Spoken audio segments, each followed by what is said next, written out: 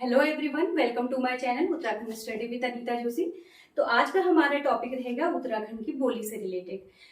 उन बच्चों के लिए बहुत इजी टॉपिक है जो पहाड़ों में रहे हुए हैं या जिन्हें पहाड़ी लैंग्वेज आती है, लेकिन उन बच्चों के लिए जो है एज ए स्टडी मटेरियल है, जो लोग जो है प्लेन्स में आकर रहते हैं या फिर जिनके पेरेंट्स पहाड़ी में नहीं बोलते हैं, तो उनके लिए थोड़ा सा टफ हो जाता है। ठीक है, अब जैसे मैं हूँ, मैंने कभी ये लैंग्वेज जो है मुझे लर्न नहीं करना पड़ा, बिकॉज जब मैं हमेशा जो है पहाड़ों में रही हुई हूँ तो मुझे लैंग्वेज अच्छे से आती है। तो आज का हमारा टॉपिक जो है एक ही साथ हम बहुत सारी चीजें एक साथ लेके नहीं चलेंगे, क्योंकि फिर याद करने वाली बात हो जाएगी। तो हमें इसे क्या करना है, छोटे छोटे पार्ट्स में हम इसको करेंगे।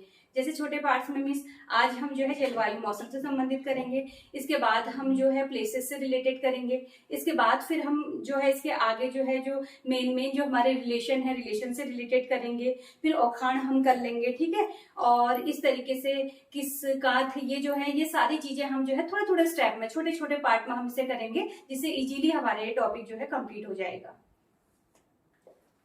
स्टार्ट करते हैं। जो हमारी जलवायु है उसमें पहला शब्द हम लेते हैं रूढ़ या रूढ़ी। और ये रूढ़ और रूढ़ी शब्द जो है आपके इससे पहले ही एक एग्जाम हुआ तो उसमें आया हुआ है कि रूढ़ी शब्द का क्या है, शाब्दिक अर्थ क्या है, ये आपको बताना था। तो रूढ़ क्या है आपका, जो बहुत तेज यहाँ पर जैसे जहां पर भी आप रहते हैं, जब जून मई लास्ट जून का टाइम होता है तो आपने सुना होगा, अगर दादी लोग आपके साथ रहते हैं तो बोलते हैं कि रूढ़ पड़ गए, है ना, बोलते हैं। तो रूढ़ का मतलब होता है आपका ग्रीष्म काल। रूढ़ का मतलब है आपका ग्रीष्म काल, ग्रीष्म काल, समर टाइम है ये आपका। ठीक है, तो रूढ़ी मतलब ग्रीष्म काल। नेक्स्ट वर्ड है आपका चौमास। और चौमास इजी हो जाएगा आपने चौमास भी, जैसे दादी लोग कहते हैं ना, जैसे आजकल का जो मौसम है, बारिश आ रही है हमारी, तो उसके बाद जो है उसके बाद आप देखेंगे कि बारिश लगातार कुछ दिनों तक रहती है हमारी, जब नॉन स्टॉप 4 5 6 7 दिन तक रहेगी, तो दादी लोग कहते हैं या हमारे पेरेंट्स कहते हैं कि अछाल तो चौमास लगो। ठीक है, चौमास का मतलब होता है लगातार बारिश का आना, यानी बरसात के मौसम का आना।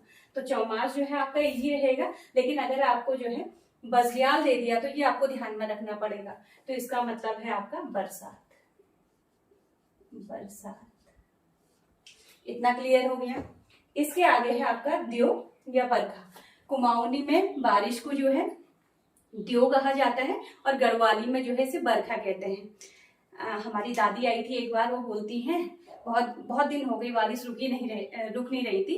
तो मैं बेसिकली जो है मायका मेरा कुमाऊं से है और मेरी जो मैरिज हुई वो गढ़वाल में हुई है। तो मेरी दादी सास जब यहाँ पर आई हुई थी, बारिश लगी हुई थी बहुत दिनों से, तो बोलती हैं कि कंता पाओ ये बरखा है। ठीक है, तो मतलब इस बरखा के लिए क्या करें, इस बारिश के लिए हम क्या करें। ठीक, तो बरखा का मतलब क्या है आपका, गढ़वाली में बारिश को क्या कहा जाता है, बरखा, और वैसे कुमाऊनी में द्यो कहा जाता है।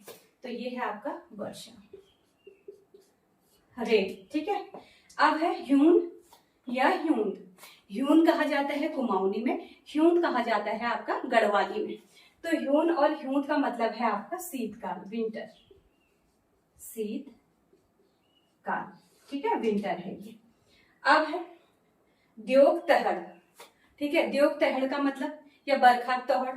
ठीक है, तो द्योग तहड़ का मतलब है बहुत तेज बारिश का आना, जो है द्योग तहड़। तो तेज वर्षा, तेज वर्षा ही जो है आपका द्योग तहड़ है।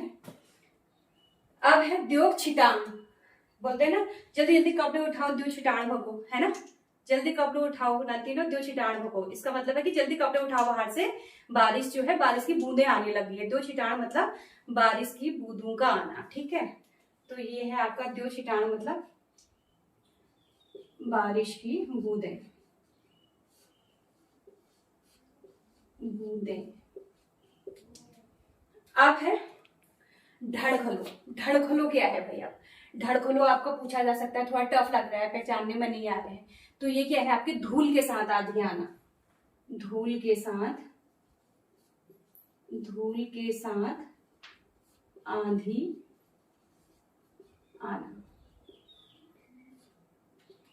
ठीक, तोहड़, तोहड़ का मतलब है तेज दियो तोहड़ ला रहो, मतलब बारिश, बहुत तेज बारिश आ रही है, मतलब तेज बारिश का आना क्या होता है, तोहड़ होता है आपका। ठीक है, तो इसमें हम लिखेंगे तेज बारिश, तेज वर्षा। अब जो पहाड़ में रहने वाले बच्चे हैं जिन्हें लैंग्वेज आती है, उनके लिए तो मजाक लग रहा होगा कि हाँ मजाक है, लेकिन जो बच्चे जिन्हें लैंग्वेज नहीं आती उन्हें हे भगवान ये भी याद करना पड़ेगा। ठीक है, तो भाई जो है बहुत ज्यादा पेनफुल नहीं होना है, इसलिए जो है आज केवल आपके 20 टर्मिनोलॉजी है, ये आपके जो है मौसम से रिलेटेड है, इनको हम करेंगे। फिर हम जो है छोटे छोटे स्टेप में हम इसको करेंगे, किसी दिन किसी टॉपिक पे, किसी दिन किसी टॉपिक पे, और ये टॉपिक आपके ऐसे ही जो है आपका पूरा हो जाएगा। तो आज जो है आप ये वाले टॉपिक जो आपके टर्मिनोलॉजी है इन्हें पूरा करेंगे। ठीक, अब देखिए 9 नंबर पे है हमारा ऋणझुण द्यू। ऋणझुण द्यू का मतलब क्या है? मतलब जब बारिश क्या होती है, हल्की हल्की बारिश आती है, सुहावनी बारिश जिसे हम कहते हैं, बहुत अच्छा हल्की हल्की बारिश का आना जो है ऋणझुण द्यू है,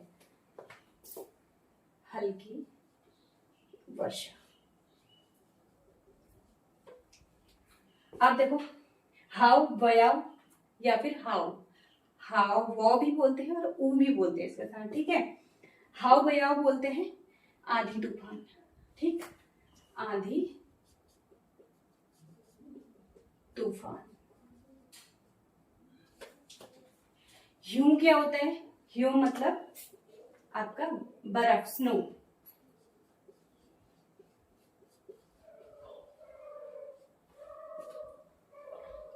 तुषार, तुषार आपने सुना होगा, तुषार क्या है आपका?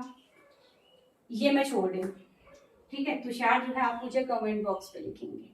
अगला है हॉल या कुरेड़।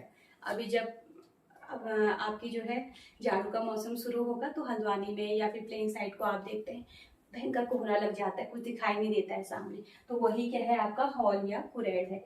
हॉल जो है इसे कुमाऊनी में और कुरेड़ जो है इसे गढ़वाली में बोला जाता है। तो ये जो है कोहरा है। इंद्रैणी क्या है? इंद्रधनुष जो है इंद्रैणी कहा जाता है, इंद्र धनुष। अब है चाल चमकन। बिजली का चमकना क्या है? चाल चमकन है। बिजली का चमकना।